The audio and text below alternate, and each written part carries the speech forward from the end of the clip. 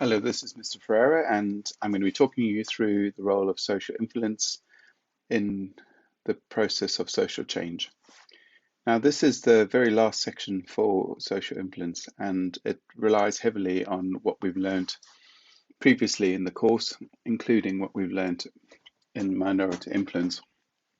So I'm just going to try and highlight some ideas for you. And this is really quite an open section that we can talk about as many things as we want to. So first of all, just to highlight Moscovici, and this is not about his experiment. It's more about the fact that he says that you have to have an outspoken minority before we can have change. And it's quite simple if you think about the majority and the role that they have and the power that they have. They don't have to change. And so, therefore, it's the minority that has to convince them to change. And so, for many reasons, we see the minority actually converting the majority. And so, therefore, you can see this is quite a high level of social change because, once again, if you think about it, being in the minority, if you convert somebody, if somebody comes over to your side, they are going to be in the minority as well. And therefore, potentially, there could be some power struggles.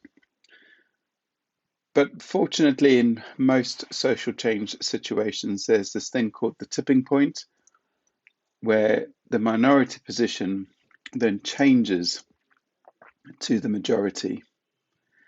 And this is often the case where we kind of see, we can also refer to the snowball effect, where the minority start gaining momentum and it becomes then a majority influence of normative social influence.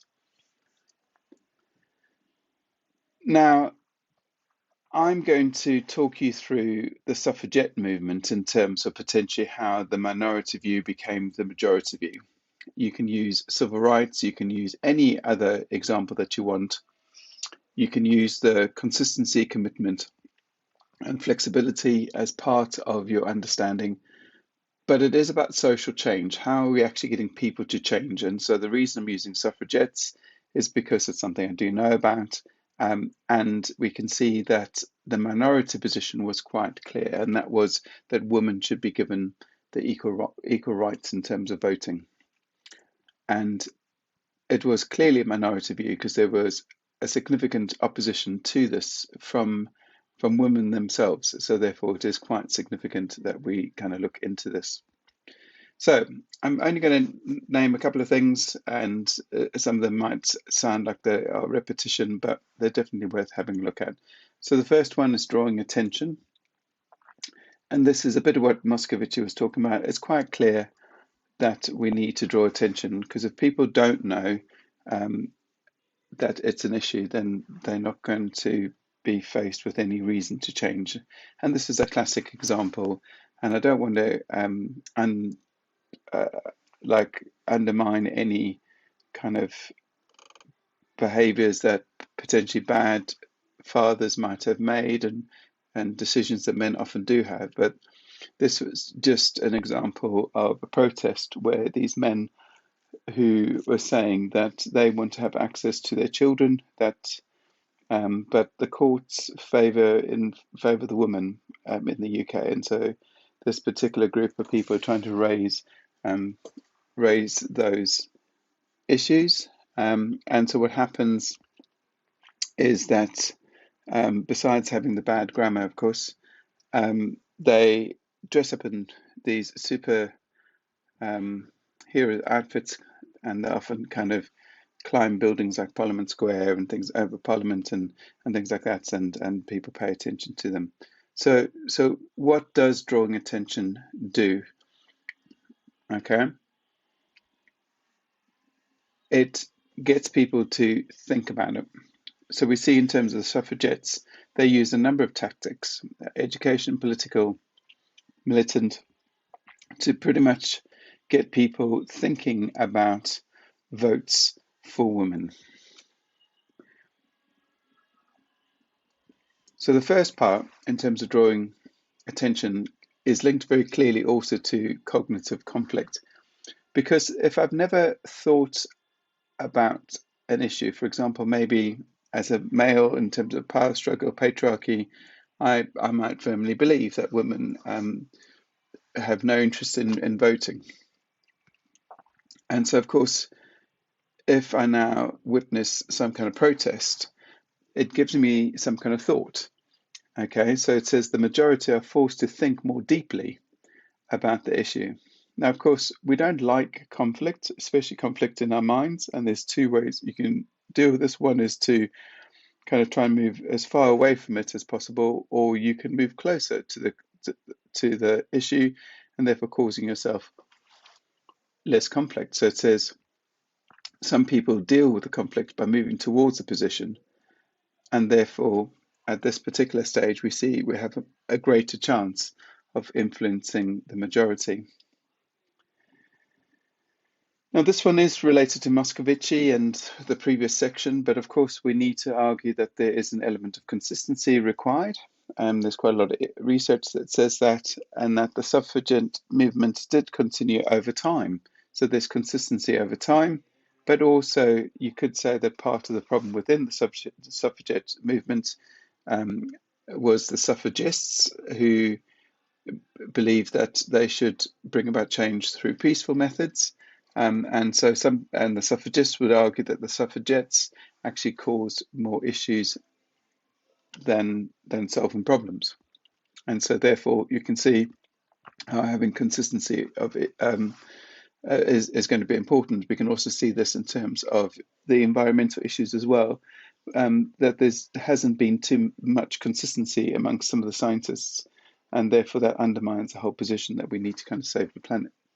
So you can see none of these are necessarily mind-blowing or massive or huge. They're just kind of getting you to think more sensibly about it. The first one that you perhaps need to consider is this thing called the augmentation principle. Now, you could argue that this is related to commitment.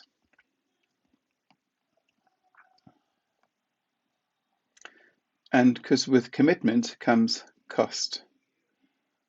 Okay, so please think of the augmentation principle in terms of cost. And so for some of the suffragettes, they're prepared to suffer. So we see that if somebody's prepared to suffer, then we, if anything, need to take their views more seriously, because if it was easy for them, then they wouldn't necessarily do it. They wouldn't show that they really believe in something. So if somebody's potentially prepared to suffer, then they're going to be passionate about what they believe. And this kind of causes, once again, cognitive conflict and makes people think a little bit more seriously about it. Then we can move on to the snowball effect, and says that once we have a tipping point, then we have wide-scale social change, because the forces change from being a minority to majority. And we see that actually quite quickly after women were given the vote in February 1918, that they were able to progress all the way through to after the Second World War, kind of having equality with men of 18 years of age. You can also see this in terms of civil rights movement, something like the March to Freedom, that as they headed towards Washington, there was a small group of protesters, and by the time they got to Martin Luther King talking in Washington, where he had the "I Have a Dream" speech, there were millions of people there. So often this happens. I think I've used an example in class about accepting kind of the gay rights movement in terms of gay marriage, kind of how at the moment, of course, it's an accepted opinion, and so therefore it becomes the majority view rather than the minority view. So looking at those 5 things, I think it's easy enough for you to remember, but I do want you to appreciate that social change is often quite difficult to think about because we have this thing called social crypto amnesia. It says people's memories often change as they go along themselves, and they don't remember exactly how it happened. You can remember snippets from your childhood potentially. So certainly in terms of gay rights movement, kind of when I was a kind of a young boy, there was a lot of homophobia and kind of issues relating to that. But I kind of can't pinpoint every kind of little piece of change, having also experienced the change in the South African government from a free democratic government, um, from a previous apartheid government. The same type of thing. Kind of people kind of don't kind of think too much about the change. Now, just to give you some kind of research that can back up some of these ideas about social change, we know that there's a role of dissenter. So therefore, we do need somebody in terms of maybe the augmentation principle to kind of stand out, because we know that it does kind of break the power of the group. So breaking the power of the majority is more likely to lead to social change. Think about the people who were in the unanimity versus the dissenter variation. They're much easily able to stand up against the group. There's campaigns like Bennett, others do, that kind of get you to see that other people are standing up against the majority of people who don't seem to throw their bin away, so therefore we can as well.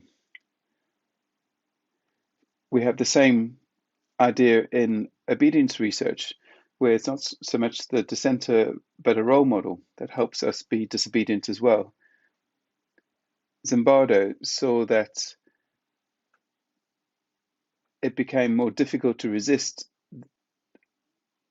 a bigger group when there was a kind of a drift into a kind of new type of behavior. So what I'm referring to here is when the person who came in 2 or 3 days into the experiment, he kind of saw the behavior as being extreme, but the prisoners who had been there kind of earlier, kind of what had happened was just a small bit of change, and then another small bit of change, and then another small bit of change.